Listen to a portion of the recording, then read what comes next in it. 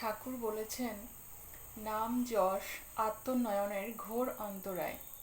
তোমার একটু উন্নতি হলেই দেখবে কেউ তোমাকে ঠাকুর বানিয়ে বসেছে। কেউ মহাপুরুষ বলছে, কেউ অবতার, কেউ সদ্গুরু ইত্যাদি বলছে। আবার কেউ শয়তান, বদমাইশ, কেউ ব্যবসাদার ইত্যাদি বলছে। সাবধান, তুমি এদের কারো দিকে নজর দিও না। তোমার পক্ষে এরা সবাই ভূত। নজর দিলেই ঘাড়ে চেপে বসবে, তা ছাড়ানো মহা মুশকিল। তুমি তোমার মতো কাজ করে যাও, যা ইচ্ছা তাই হোক। নাম যশ ইত্যাদির আশায় যদি তোমার মন ভক্তের আচরণ করে, তাহলে তো মনে কপটতা লুকিয়ে রয়েছে। তৎক্ষণাৎ তাকে মেরে বের করে দাও, তবেই মঙ্গল, নতুবা সবই পণ্ড হবে।